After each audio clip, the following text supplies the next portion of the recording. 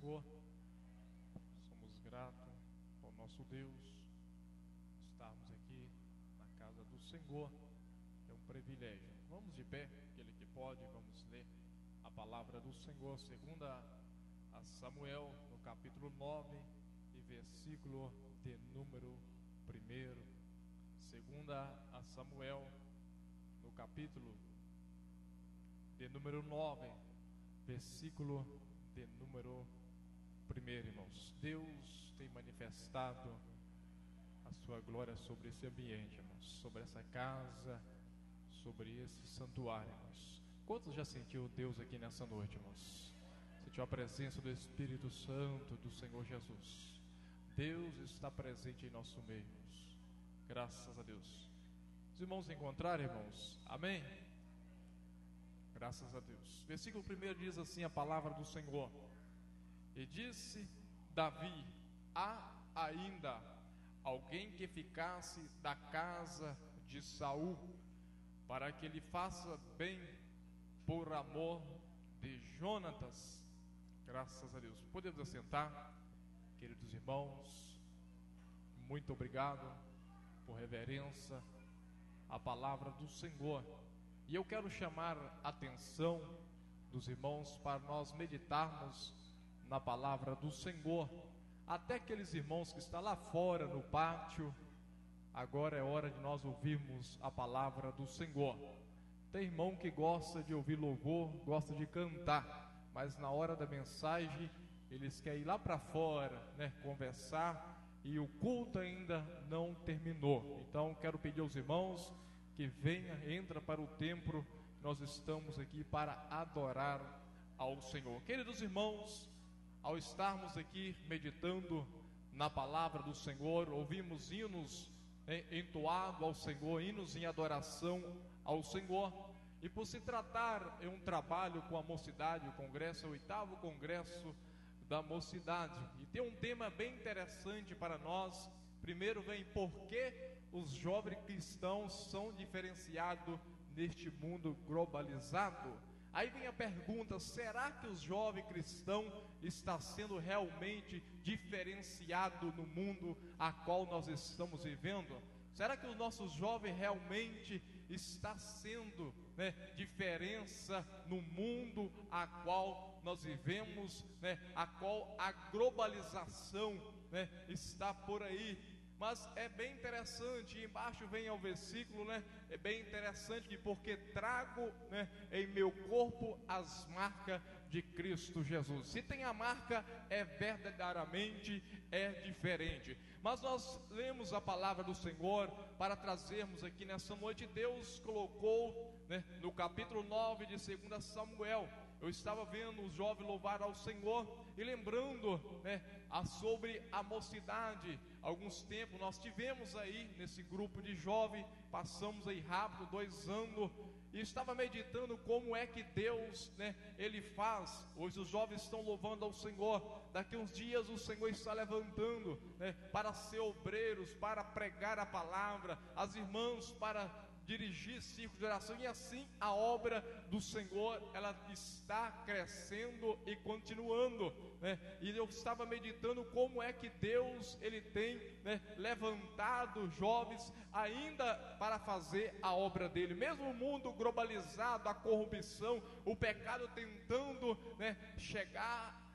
tentando chegar à igreja, mas o Senhor ainda tem levantado pessoas para fazer a diferença. Nós iremos, irmãos, no capítulo 9, a qual nós frisamos aqui o texto, nós iremos pregar a palavra do Senhor, a qual nós meditamos aqui no versículo 1, diz: E disse Davi: há ainda alguém que ficasse da casa de Saul, para que faça bem por amor de Jonatas. Quando, irmãos, nós olhamos para a Bíblia Sagrada, nós entramos nos livros históricos, e quando nós deparamos sobre a pessoa de Davi, no capítulo 16 de 1 Samuel, nós começamos a conhecer um pouco quem é Davi. Quando nós encontramos ali, quando Deus ele rejeita a um rei escolhido pelo homem, quando Deus rejeita a Saul, um rei que foi escolhido pelo homem. Mas no capítulo 16 nós conhecemos um pouco como, nós encontramos no capítulo 16, quando Deus chega e diz: até quando terás dó de Saul, havendo eu rejeitado, para que não reina sobre Israel? E diz para o profeta: enche o teu vaso de azeite e desce à casa de Jessé, porque lá na casa de Jessé eu já tenho me provido um rei, desce lá na casa de Jessé. E nós conhecemos que assim Samuel enche o teu vaso e desce à casa de Jessé. E quando chega lá, depara com alguns filhos de Jessé, alguns que parecia com Saul, o corpo físico, a aparência parecia muito bem.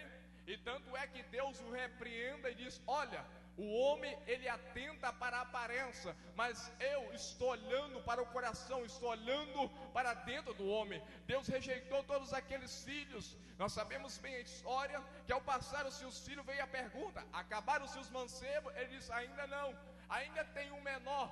Aí começa Davi a entrar na história. Até então nós não sabemos quem é Davi, até então nós não conhecemos quem é Davi, até então Davi estava no anonimato, Davi estava lá no pasto, Davi estava apacentando ovelha do seu pai.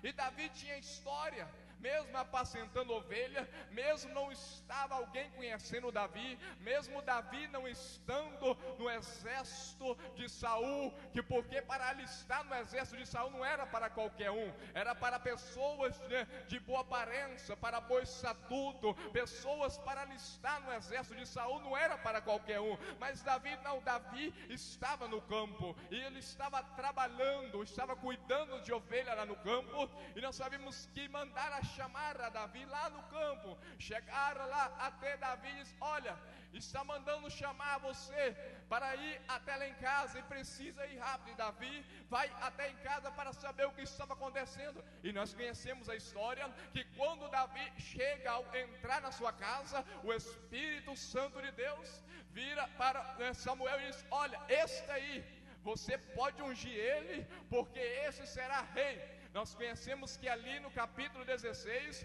Davi ele foi ungido, rei, sobre Israel. Mas nós conhecemos a história, que quando Davi ele recebeu o óleo sobre a sua cabeça para reinar, Davi ainda continuou passaram muitos anos, Davi ele não assumiu o trono naqueles dias. Davi ele não chegou, ele não recebeu o óleo sobre a cabeça e já foi tomar o lugar lá de Saul. Não, Deus ungiu, Deus separou Davi, mas ainda não era o momento de Davi assumir o trono, ainda não era o momento de Davi sentar no trono e governar. E nós sabemos que Davi recebeu a unção, e passaram algum tempo, nós sabemos que Davi ainda não era conhecido, nem Saul sabia quem era Davi, nem Saul sabia quem era Davi, se realmente era filho de Jessé. Mas quando aparece um gigante para ali atormentar o povo de Deus, ali estava o povo com medo, um gigante Golias, a qual atormentava o povo e perguntava: por acaso não existe homem, por acaso não existe alguém para vir até mim? Tinha alguém ali atormentando, e Deus lá de cima olhava para baixo e olhava um gigante, um filisteu incircunciso atormentando o povo. E Deus, eu creio que Deus olha para baixo e diz: olha, eu preciso fazer alguma coisa, eu preciso, sabe por quê? Porque a afronta desse gigante não é contra o povo de Israel, essa afronta é contra mim, está afrontando contra mim. Deus lá de cima, ele olha, e quem que é que Deus olha e contempla? Deus contempla um jovem semblante, humilde, ruivo, lá no campo, apacentando ovelha. E aquele jovem vai levar ali alguma coisa de comer para os seus irmãos, e vê um gigante atormentando, e o povo tremendo as pernas, o povo com as suas armaduras, com as suas espadas, estava todos tremo. Quem é que vai? Quem é que vai agora à peleja? Ninguém queria entrar na peleja. Sabe por quê, irmão? Porque crente carnal não vence batalha.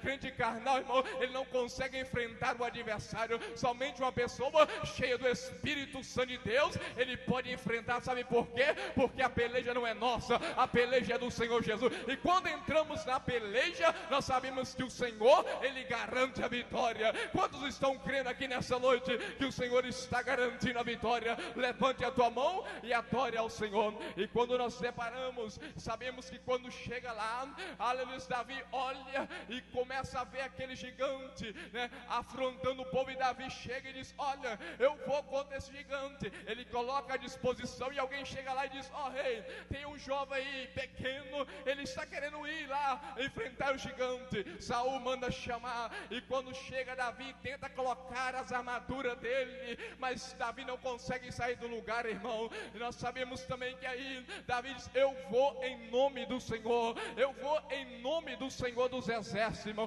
Quem está com Cristo não perde peleja, quem está com Cristo não tem medo, irmão, de Satanás. Quem está com Cristo está marcado pelo sangue de Cristo Jesus. A nossa vitória, Jesus já garantiu a nossa vitória. E quando nós deparamos aqui, nós vemos no texto, e quando Davi ele enfrenta, quando voltamos atrás, quando Saul chama Davi, e Davi começa a perguntar para ele: o que é que você tem de experiência? Davi começa a dizer para ele: olha, veio um urso lá, eu estava apacentando as ovelhas, veio um urso, e eu peguei aquele urso, ele estava para devorar ali a ovelha. Veio ali também um leão, e eu defendi a ovelha. Mas, irmãos, até então ninguém tinha visto Davi matar urso, Davi entrar na garra, pelejar pela ovelha. Ninguém tinha visto isso. Somente Deus estava contemplando Davi lá no campo. Somente Deus estava olhando para ele, dizendo: esse aí é valente, esse aí serve para a minha obra. Sabe por quê? Porque crente, irmãos, medroso não serve para Deus. Crente, irmão, que quando precisa dele na peleja, ele corre para trás, não serve para Deus. Deus está procurando os verdadeiros adoradores. Aonde estão os verdadeiros aqui nessa noite? Aonde estão os verdadeiros adoradores? E quando nós separamos com a palavra, nós vemos, né, Davi traz ali o seu currículo, mas ninguém conhecia Davi. Mas quando Davi vai lá, pega as pedrinhas, vai lá e lança ela contra aquele gigante, e quando o gigante estava atormentando, quem sabe alguém começava a murmurar. Sabe por quê? Porque murmurador não falta, irmão, na peleja. Murmurador não falta na obra. Tem pessoa que fica de longe olhando: eu quero ver o que vai acontecer, eu quero ver aquele pequenino. A espada do gigante era maior do que Davi, mas ele estava esquecendo que o Deus de Davi é maior do que o gigante. O nosso Deus, ele é maior do que o gigante. O nosso Deus, ele é maior, ele está acima de todos, ele está acima, e ele nunca perdeu uma peleja. Todas as pelejas que ele entra para vencê-la. Namachou de canto rabacai. E Davi, quando derruba o gigante, agora Davi ficou reconhecido. Você conhece Davi? Todo mundo conhecia Davi. Você conhece Davi? Ah, sim, aquele que derrubou o gigante, conheço, valente. Aquele ali teve coragem, deixou muitos homens para trás naquele momento. Sabe o que é, irmão? Um crente cheio do Espírito Santo de Deus, irmão, ele vence gigante, ele vence peleja, ele entra, irmão. Não importa, irmão, se você está no anonimato, mas Deus está olhando para a tua vida. Não importa a situação que você está, Deus está olhando para você. E quando Davi agora, Deus mesmo ainda Davi ungido, mas ainda quando Davi derruba o gigante, agora Saul cresce o ciúme. Eu tenho que acabar com esse jovem, eu tenho que destruir esse jovem, porque ele vai tomar o meu reinado. E nós conhecemos bem a história que Davi agora, nós sabemos que Saul começa agora a ir atrás de Davi. Ele queria de toda maneira a pegar Davi, a matar Davi. Davi teve que sair pelo deserto. Davi saiu fugindo de Saul. A primeira tentativa, quando Saul estava ali tentando, querendo matar Davi, nós sabemos que quando ele entrou na mesma caverna que estava Davi, e quando estava ali, Davi saiu, cortou uma parte da sua orla para mostrar a ele que se Davi quisesse matar ele, ele poderia matar. Mas Davi estava dizendo: eu não posso tocar no ungido do Senhor. Deus colocou, Deus tira na hora certa. Eu tenho uma palavra de Deus aqui, e abro um parente aqui nessa noite. Não precisa brigarmos de posição, não precisa o obreiro querer tomar o lugar do outro. Fica na posição que Deus te chamou. Ninguém precisa tomar o lugar do outro, ninguém precisa empurrar o outro. Não, irmão, a tua chamada, se Deus te chamou, fica tranquilo, porque Deus vai te exaltar na hora certa. Aqui eu aprendo que ninguém precisa derrubar o outro. Tem pessoa que quer tirar o outro de cena, tem pessoa que quer derrubar o irmão. Se o irmão sair, eu fico no lugar dele. Mas